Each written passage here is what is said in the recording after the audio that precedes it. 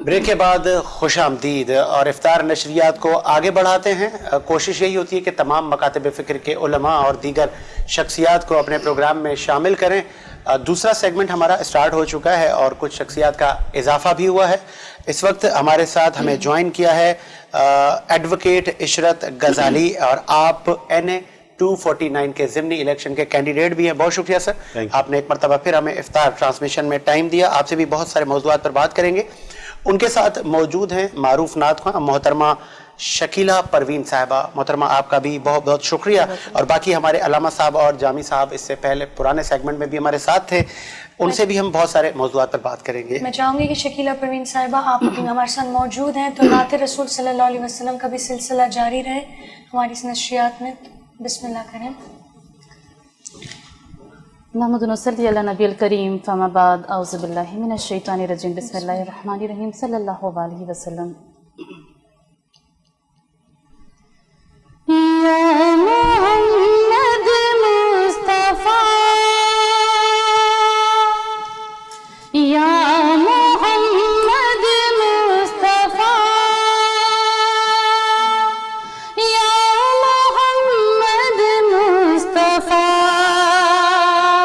या मोहम्मद मुस्तफा या मोहम्मद मुस्तफा या मोहम्मद मुस्तफा या मोहम्मद मुस्तफा या मोहम्मद मुस्तफा है सलाए रब्बे अकबर या मोहम्मद मुस्तफा है सलाए रब्बे अकबर या मोहम्मद मुस्तफा या मोहम्मद मुस्तफा या मोहम्मद मुस्तफा या मोहम्मद मुस्तफा या मोहम्मद मुस्तफा। हुस्न आईना कहूँ कि आपको से जमाल, हुस्न आईना कहूँ कि आपको से जमाल, दोनों आलम के बराबर या मोहम्मद मुस्तफा, दोनों आलम के बराबर या मोहम्मद मुस्तफा या मोहम्मद मुस्तफा या मोहम्मद मुस्तफा या मोहम्मद मुस्तफा या मोहम्मद मुस्तफा। वजह तख्लीक़ दो आलम बाइस निजात कुल, वजह तख्लीक़ दो आलम बाइस निजात कुल, आप बालाए तसव्वुर या मोहम्मद मुस्तफा, आप बालाए तसव्वुर या मोहम्मद मुस्तफा या मोहम्मद मुस्तफा या मोहम्मद मुस्तफा या मोहम्मद मुस्तफा या मोहम्मद मुस्तफा या मोहम्मद मुस्तफा या मोहम्मद मुस्तफा। सुभान अल्लाह, बहुत खूब मोहतरमा। और सिलसिले को आगे बढ़ाते हैं। एडवोकेट इशरत गजाली साहब हमारे साथ मौजूद है। गजाली साहब, ठीक है, आप NA 249 से बाई इलेक्शन में हिस्सा ले रहे हैं, अच्छी बात है और होना चाहिए, सेहतमंद मुआशरा हो, लेकिन आज़ाद हैसियत से इलेक्शन में हिस्सा लेना शहर कायद में, तो आपको लग रहा है कि کتنا ووٹ آپ کو ملے گا, کتنے آپ کے سپورٹر ہیں, کیا آپ پبلک فگر ہیں, کتنی فین فالوئنگ ہے آپ کی, تو کچھ تو آپ کے کسی آئیڈیالوجی کے تحت آپ نے حصہ لیا ہوگا. دیکھیں پاکستان کی اگر آپ سیاست کا جائزہ لیں تو پاکستان میں تو آپ کو پتہ ہے کہ ایک مخصوص طبقہ قبضہ کیے بیٹھا ہے. تو اگر اس قبضے مافیے کو اگر آپ دیکھیں اور مجھے دیکھیں تو میں طفل مکتب ہوں, ٹھیک ہے نا.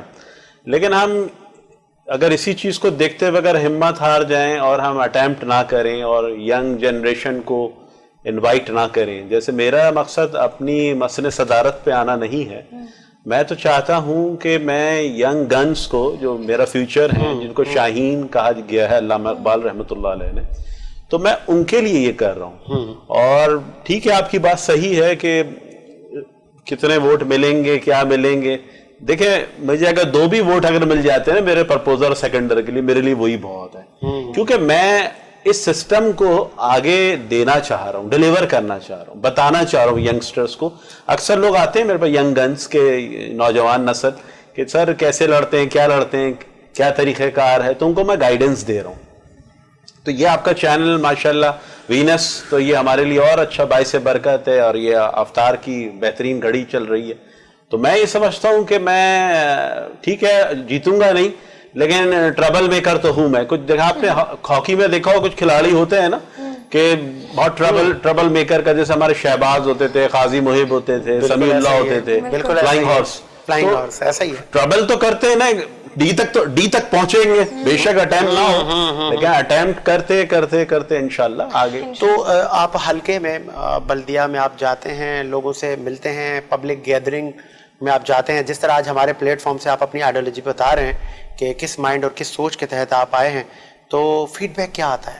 دیکھیں فیڈ بیک تو وہ بیچارے معصوم لوگ ہیں. اچھا, دیکھیں صاف بات ہے, وہ علاقہ تو مجھے کراچی کا پارٹ اینڈ پارسل لگتا ہی نہیں. وہی ٹوٹی پھوٹی روڈیں, وہی اسکولوں کے مخدوش حالات, وہی ہسپتال وہاں نہیں ہے. اگر کوئی کسی کو ہاسپٹل جانا ہو, اگر ہارٹ کا ہو تو جنا آتے آتے ہی مر جائے.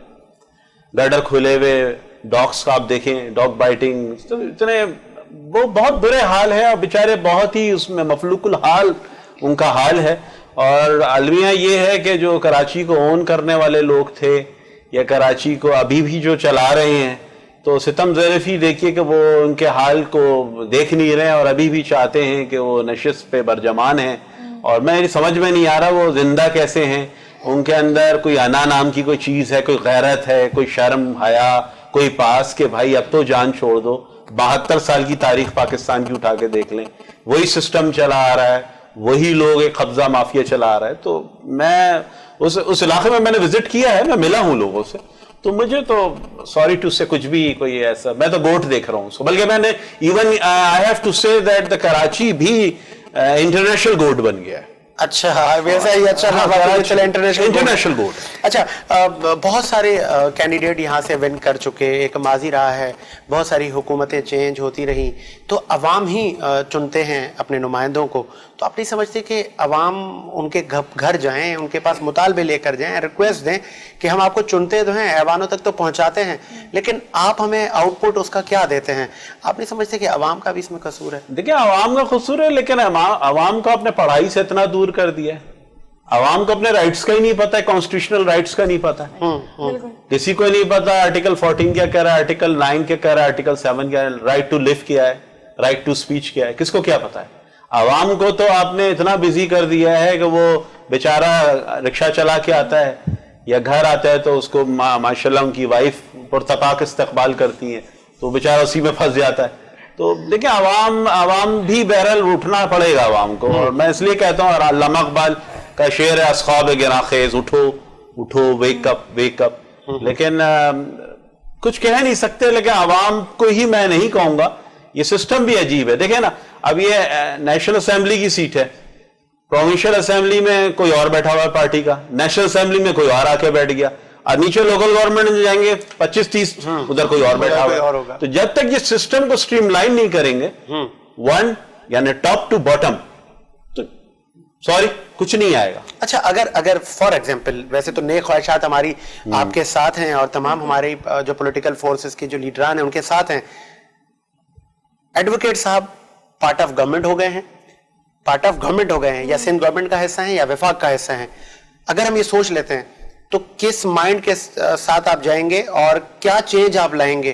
क्योंकि आप अकेले हैं, जब आप हुकूमत का भी हिस्सा बन जाएंगे तो हुकूमती जो अरकान है उनकी तादाद बहुत होगी, आप अकेले होंगे, तो आपको लग रहा है कि जीत के भी अगर आप ऐवान तक भी आपको आवाम पहुंचा देती है तो कुछ होगा? नहीं, देखिए हुकूमत में तो जाना बेवकूफ़ी वाली बात अच्छा, है। आप हुकूमत में जाना पसंद नहीं देखिए, अगर रमूज सल्तनत के मामलात में हुक्मरानों के पल्ले में जाके बैठ गए तो देखिए फिर तो आप जो चेंज लाना चाह रहे हैं जो इस सिस्टम में मैं देखिए सिस्टम के खिलाफ नहीं हूँ, सिस्टम को रिफाइन करना चाहता हूँ, सिस्टम में अच्छे लोगों को लाना चाहता हूँ, सिस्टम को एक अच्छे सिस्टम में ला के खड़ा करना चाहता हूँ। तो मैं जो देख रहा हूँ कि अगर मैं हुक्मरानों के पल्ले में जाके बैठ गया तो मैं वो नहीं कर सकता। तो मैं I want to make a think tank. नहीं, तो आप जब हुक्मरानों के साथ बैठेंगे तो पावर, मैं अपोजिशन में बैठना ज्यादा प्रेफरेंस दूंगा। अच्छा, हाँ, मैं अपोजिशन को अपलिफ्ट करूंगा, अपोजिशन को जो भी विजन या विजडम की बात करूंगा। तो हल्के की आवाम के लिए आप कैसे काम करेंगे गजाली साहब?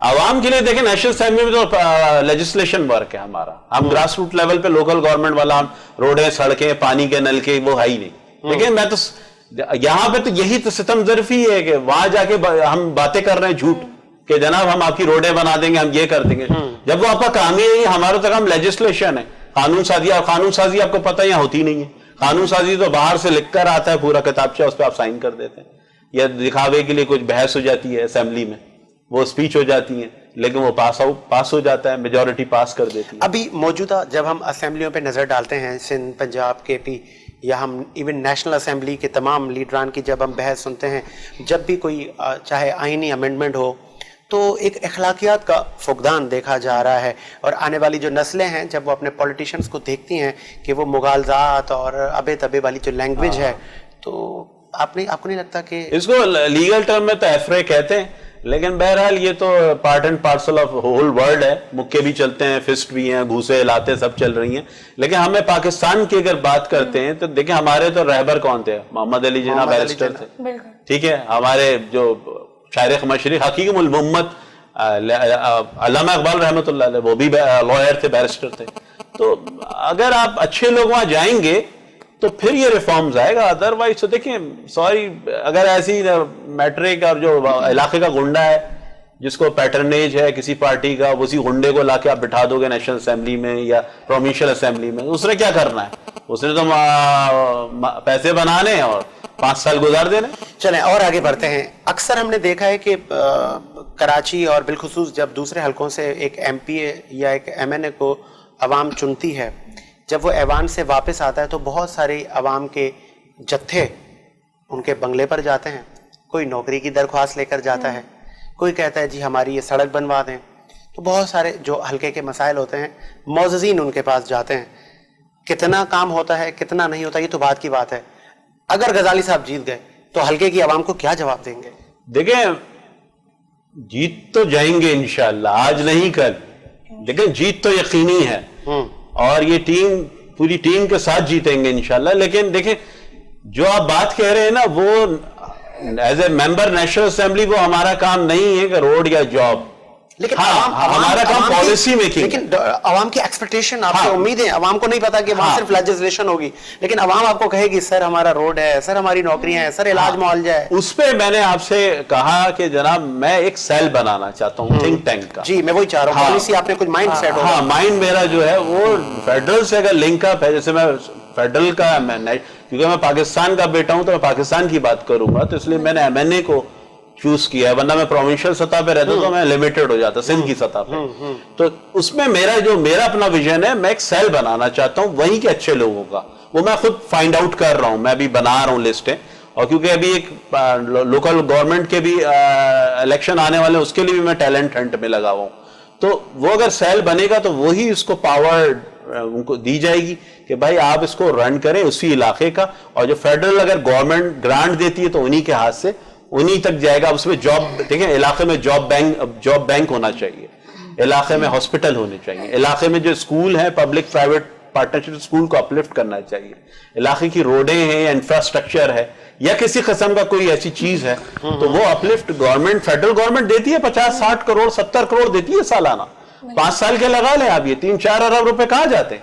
تو اگر وہ 3-4 ارب کا ایک سیل بن جاتا ہے اور اسی میں اگر کوئی ہمیں بزنس مین کمیونٹی اسی پیسے کو ہمیں جنریٹ کر کے اپلفٹ کرنا، تو وہ ان کا فنڈ ہو جائے گا اسی علاقے کا. کم سے کم میں جاتے ہوئے 5 سال میں کہوں گا بھائی ایک فنڈ بنا کے گیا ہوں، وہ فنڈ چل رہا ہے اور وہ کنٹینیوٹی میں ہے تمہارے اچھے لوگوں کے پاس. تو دیکھیں ویژن اور وزڈم کے ساتھ اگر آپ کریں گے، لیکن اگر آپ لوٹ مارو اتنے بڑے بڑے پیٹ کر لیں گے اتنے سب ود ڈیو ریسپیکٹ، کس کا کتنا بڑا پیٹ ہے آپ دیکھ لیے ہمارے اسمبلیوں میں. اور آپ اندازہ کریں نیشنل اسمبلی کے سامنے وہ جو رکھا ہوا ہے، وہ آپ مینٹل سائیکی دیکھیں نا، گز رکھا ہوا ہے پہلوان کا، تو وہاں اگر کوئی آپ بڑا قلم رکھ دیتے، دیکھیں نا یہی ساری باتیں ہیں کہ میں اسٹریٹ فارورڈ بولتا ہوں تو برا لگتا ہے، لیکن جب تک عوام مجھے جانے گی نہیں، سنے گی نہیں، میرے ویژن اور وزڈم کو دیکھے گی نہیں، تو کیسا چینج آئے گا؟ اب وہ اتنا بڑا گز رکھا ہوا ہے، میں جو جس دن گیا میں سب سے پہلے کہوں اس گز کو تو اٹھا کیا پہلوانوں کا کھاڑا، یہ تو پڑھے لکھے لوگوں کی جگہ ہے نیشنل اسمبلی.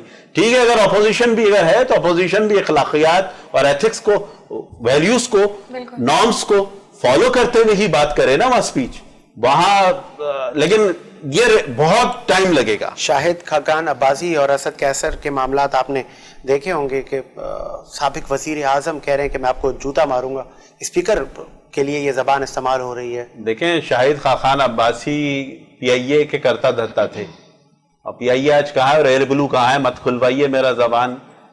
دیکھیں جب کریکٹر جب انسان کا داغدار ہو جاتا ہے نا تو جوتا کیا بہت کچھ بھی آتا ہے. جب آپ صاف face is a index of mind, آپ کا الحمدللہ فیس کلیئر ہے، ٹھیک ہے نا، میں بتا رہا ہوں فیس بتاتا ہے آپ کا. بالکل ایسا ہی. تو Shahid Khaqan Abbasi with due respect میں کچھ نہیں کہنا چاہتا، لیکن انہوں نے پی آئی اے کا بیڑا غرق کیا ہے، آج ایئر بلو کا آج وہ انٹرنیشنل بھی لے کے چلے گئے. تو دیکھیں یہ لوٹا ہوا مال ہے، اور یہ عمران خان نے اچھا ایک نعرہ لگایا تھا تبدیلی اور لوٹ کے لیں گے، لیکن سوری ٹو سے اب یہاں فارمولہ بدلے، لوٹو سمیٹو فرار اور پھر واپس آ جاؤ، لوٹو سمیٹو فرار اور پھر آؤ، تو یہ چل رہا ہے فارمولہ. چلیں جی آگے بڑھاتے ہیں سلسلے کو. ہمارے ساتھ علامہ صاحب بھی موجود ہیں اور خواجہ آفتاب احمد صاحب. ہم چاہیں گے کہ نبی کریم صلی اللہ علیہ وآلہ وسلم کی زندگی مبارکہ اور اصحابہ کی زندگی پہ اگر آپ نظر ڈالیں کچھ تاریخ کے تناظر میں، تاکہ رمضان المبارک کی اس نشریات کو مزید 4 چاند لگیں. ماشاءاللہ نبی کریم صلی اللہ علیہ وسلم کے زمانہ مبارک میں صحابہ کرام کا رمضان کے مہینے میں ایک الگ ہی معمول ہوا کرتا تھا عبادات کا. بلکہ روایت تو یہاں تک ملتی کہ رمضان شروع ہونے سے قبل ہی صحابہ کرام جو ہے وہ تیاریاں کر لیا کرتے تھے، اور باقاعدہ طور پر تیاریاں کی جاتی تھی کہ رمضان کا آغاز ہونے والا ہے، آغاز رمضان کی اسپیشل تیاریاں کی جاتی تھی، اور پھر بہت ہی بہترین انداز سے رمضان مبارک کا مہینہ گزارا جاتا تھا. وہ اصحاب رسول بڑی برکتوں والے، کیا ہی خوش نصیب کہ رسول کریم صلی اللہ علیہ وسلم کے ہمراہ بیٹھ کر جو ہے وہ سحری اور افطاری کے مناظر. ایک موقع پر ایک واقعہ آپ کے سامنے پیش گزار کرتا چلوں کہ ایک مرتبہ حضور نبی کریم صلی اللہ علیہ وسلم کی بارگاہ میں صحابہ کرام موجود. حضور نے فرمایا کہ اللہ تبارک و تعالی اس شخص کے لیے جنت واجب کرتا ہے جو بندہ کسی ایک مسلمان کو افطاری کروائے، جنت واجب کرتا ہے. صحابہ کرام، بعض صحابہ کرام کو تجسس ہوا، ایک صحابی رسول عرض کرنے لگے یا رسول اللہ پھر تو یہ نیکی تو عمرہ لے جائیں گے، امیر لوگ لے جائیں گے، کیونکہ افطاری تو وہی کروا سکتے ہیں، ہماری کہاں استعداد کہ ہم افطاری کروائیں گے. حضور نے فرمایا اے میرے صحابی، اگر کوئی شخص کسی مسلمان کو صرف ایک کھجور سے افطاری کروائے، یا ایک گھونٹ دودھ سے افطاری کروائے، یا ایک گلاس پانی سے افطاری کروائے، تو اس کے لیے بھی وہی اجر ہے جو ایک بہت بڑے دسترخوان کا اجر ہے. اللہ تبارک و تعالیٰ نے اجر کو تقسیم اس طرح سے نہیں کیا کہ کون کتنا زیادہ کر رہا ہے. اللہ کیا بہت زیادہ کی ویلیو نہیں ہوتی، اللہ کیا تقوی کی ویلیو ہوتی ہے. اللہ تبارک و تعالیٰ آپ کے اخلاص اور تقوی کو دیکھتا ہے. یعنی اگر آپ غربت کے عالم میں اور آپ بہت زیادہ افطار نہیں کروا سکتے، ایک کھجور اور ایک گلاس پانی آپ نے کسی کو دے دیا ہے، تو آپ کا تقوی مانے رکھتا ہے. اللہ تبارک و تعالیٰ کو وہ آپ کا تقوی بہت پسند آتا ہے، اور پھر اس پر آپ کو جو ہے کثیر اجر و ثواب ملتا ہے. تو صحابہ کرام کی زندگی میں اس کے بے شمار واقعات ملتے کہ وہ ایک دوسرے کا خیال رکھا کرتے تھے. اگرچہ بھوک اور مفلسی کا عالم تھا، لیکن اس کے باوجود وہ جو ہے افطار کے وقت میں ایسے واقعات آپ کو ملتے ہیں کہ افطار کے وقت میں سامنے جو ہے افطار کا سامان وہ بھی چند کھجور اور پانی رکھا ہے اور دروازے پر دستک ہوتی ہے اور پتہ چلتا ہے کہ کوئی بھوکا آیا ہے جس نے کھانا نہیں کھایا اور جو ہے اس کے پاس افطاری کا سامان نہیں ہے, اٹھا کر اس کو دے دیا کرتے تھے. اس چیز کی فکر نہیں کیا کرتے تھے کہ ہمارے پاس جو ہے ہم افطاری کیسے کریں گے. اور پھر بعض دفعہ ایسا ہوتا کہ اگلے دن سحری کے لیے بھی کچھ نہیں ہوتا تھا اور بغیر سحری کے صرف پانی پی کر بھی روزہ رکھتے تھے. بعض دفعہ صرف کھجور کھا کر روزہ رکھ لیا جاتا تھا. تو بہرحال ان کا تقویٰ تھا, اللہ سے لگاؤ, اللہ سے محبت, اللہ سے عشق اور اللہ کے رسول سے ان کا عشق تھا کہ جو ہے ان تمام بھوک اور پیاس کے باوجود انہیں نڈھال نہیں ہونے دیتا تھا, انہیں پریشان نہیں ہونے دیتا تھا. وہ اللہ کی یاد میں اس قدر گم ہو جاتے تھے کہ جیسا کہ وہ کہا جاتا ہے, حضور نے فرمایا کہ جب بندہ اللہ کی یاد میں گم ہو جاتا ہے تو پھر اللہ تبارک و تعالیٰ اس کے ہاتھ پاؤں زبان سب بن جاتا ہے. اللہ کی طرف سے اس کے جسم میں طاقت حلول کر جاتی ہے. یعنی جو فرمایا نا کہ حدیث قدسی میں کہ اللہ جب کسی سے راضی ہو جاتا ہے, کوئی اللہ کا نیک بندہ بن جاتا ہے, اللہ سے محبت کرنے لگتا ہے, تو اللہ تبارک و تعالیٰ اس کے ہاتھ بن جاتا ہے جس سے وہ پکڑتا ہے, اللہ اس کے پاؤں بن جاتا ہے جس سے وہ چلتا ہے, اللہ اس کی زبان بن جاتا ہے جس سے وہ کلام کرتا ہے. تو اللہ تبارک و تعالیٰ سے جب کسی کو محبت ہو جائے اور جو ہے اللہ پھر اس سے محبت کرنے لگ جائے تو یقیناً جو ہے یہ رتبہ بہت بلند پایا تک پہنچتا ہے. ایسے ہی نہیں, میں صدقے جاؤں اپنے رسول کے کہ جب ہم آگے بڑھتے ہیں حجۃ الوداع میں تو نبی کریم صلی اللہ علیہ وسلم نے تمام ہی لوگوں کے حقوق پر بڑی مطلب ہمیں ہدایت کی کہ بیواہوں کے حقوق ہیں, یتیموں کے حقوق ہیں, اور کالے کو گورے پہ فوقیت نہیں ہے. تو اس پہ اگر آپ کہیں کہ حقوق کتنے اہم ہیں کہ جب کوئی خاتون بیوہ ہو جاتی ہیں تو شریعت اور دین اسلام اس کے کیا احکامات اور نبی کریم صلی اللہ علیہ وسلم کیا ان کے لیے ارشادات فرمایا ہے, یتیموں کے لیے کیا احکامات ہیں؟ دیکھیں حقوق العباد کے معاملے میں میں چاہوں گا کہ اس کو میں رمضان مبارک کے پیرائے میں رہتے ہوئے گفتگو کرنے کی کوشش کروں. دیکھیں رمضان مبارک کے مہینے میں اگر ہم حقوق کی بات کرتے ہیں تو ہمارے ہاں پاک و ہند میں ایک معمول ہے کہ ہمارے یہاں جو زکوٰۃ ادا کی جاتی ہے وہ عموماً رمضان کے مہینے میں, اور اس کے لاجک اس کے پیچھے بھی لاجک یہ ہے کہ کیونکہ رمضان کے مہینے میں جو ہے ثواب بڑھ جاتا ہے تو زکوٰۃ تو ویسے ضروری نہیں کہ رمضان کے مہینے میں ادا کی جائے, لیکن لوگ جو ایک مومن نیکیوں کا حریص ہوتا ہے, زیادہ نیکیاں حاصل کرنے کی خاطر یہ خواہش ہوتی ہے کہ رمضان کے مہینے میں زکوٰۃ ادا کی جائے. لیکن بعض دفعہ یہاں ہمارے ہاں جو ہے ایک بہت غلط کہنے پر دیکھا گیا ہے کہ ہم زکوٰۃ تو ادا کرتے ہیں, لیکن زکوٰۃ ہم کب ادا کرتے ہیں؟ زکوٰۃ ہم ادا کرتے ہیں عید والے دن. عید والے دن جب ہم عید کی نماز پڑھنے جائیں گے, عید کی نماز پڑھ کے جب ہم نکلیں گے اس وقت ہم اپنا فطرہ بھی دیں گے, ہم اپنی زکوٰۃ بھی دیں گے. مجھے یہ بتائیں کہ آپ کے محلے میں, آپ کے علاقے میں, آپ کی گلی محلے میں, آپ کے قریب رہنے والے اور آپ کے رشتہ داروں میں بہت سارے ایسے افراد ہیں جو انتہائی مفلسی کے عالم میں, انتہائی غربت کے عالم میں, ان کے پاس بعض دفعہ سحری افطاری کے لیے کھانے کو کچھ نہیں ہوتا, انہوں نے عید کے نئے کپڑے نہیں بنائے ہوتے, اور آپ عید کا نیا جوڑا پہن کر عید کی نماز پڑھنے جاتے ہیں, اور باہر جو ہے عید کی نماز پڑھ کے جب آپ نکلتے ہیں تو پیشہ وارانہ بھکاری, بدقسمتی سے ہمارے یہاں جو ہے ایک ٹریل چل چکا ہے, تو پیشہ وارانہ بھکاریوں کو ہم دے کر اور جو ہے مختلف جگہ دے کر ہم سمجھتے ہیں کہ ہم نے اپنا فرض ادا کر لیا. نہیں, بالکل ایسا نہیں ہے.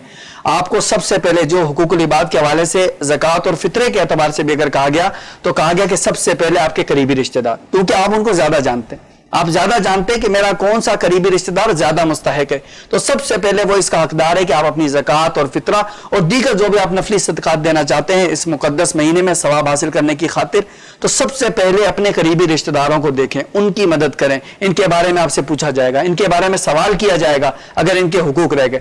اس کے بعد آتا ہے آپ کے محلے دار, پڑوسی, قریب کے رہنے والے, ان میں اگر کوئی ایسے لوگ ہیں جو آپ دیکھتے ہیں کہ واقعی یہ غربت کے عالم میں تو ان کی سب سے پہلے مدد کریں. اس کے بعد پھر اور قریبی سے جی اپنے قریبی رشتہ داروں سے شروعات کرنی چاہیے.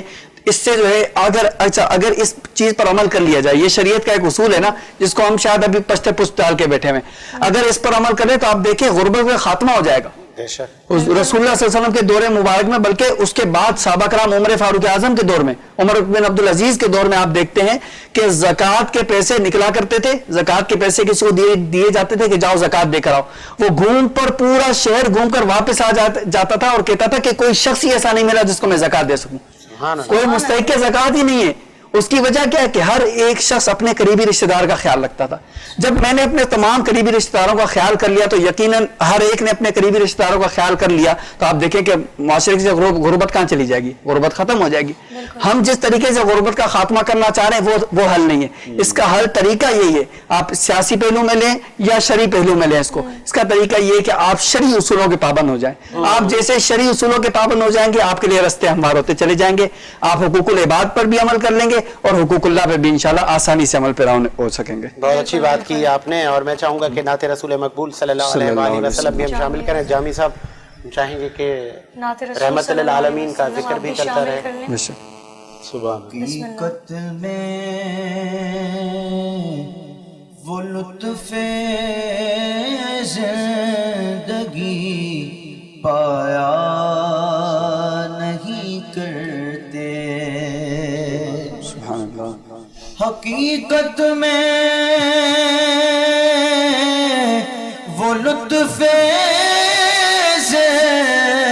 زندگی پایا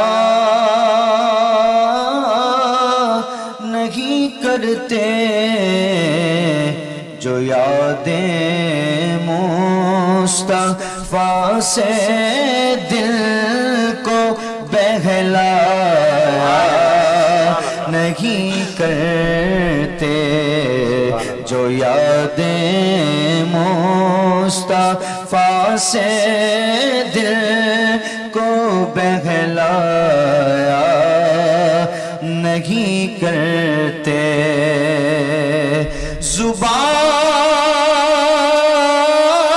زبان پر شکوے جو لایا نہیں کرتے نبی کے نام لیوا غم سے گھبرایا نہیں کرتے. اور یہ دربار محمد ہے یہاں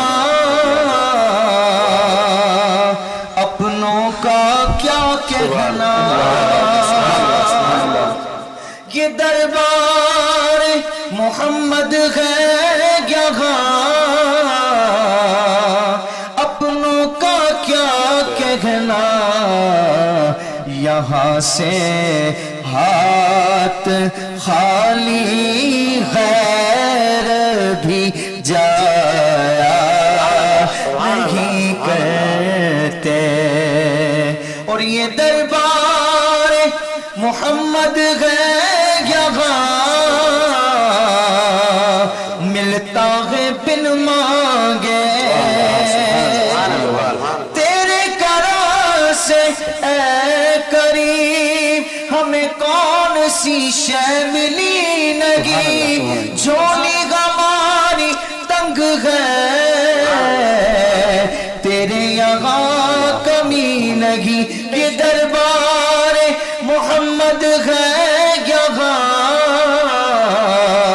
ملتا ہے بن مانگے. ارے ناداں یہاں دامن کو پھیلایا نہیں کرتے. ارے ناداں یہاں دامن کو پھیلایا نہیں کرتے. اس کلام کا حاصل کلام شعر جس شعر کی وجہ سے میں نے کلام پڑھا ہے. سبحان اللہ. ہاں محمد مصطفیٰ کے باغ میں سب پھول ایسے ہیں. محمد مصطفیٰ کے باغ میں سب پھول ایسے ہیں جو بن پانی کے تر رہتے ہیں مرجھایا نہیں کرتے. جو بن پانی کے تر رہتے ہیں مرجھایا نہیں बहुत खूब जामी साहब। और सिलसिले को आगे बढ़ाने से पहले मुझे एक ब्रेक का कहा जा रहा है, एक ब्रेक लेते हैं, ब्रेक के बाद हाजिर होते हैं।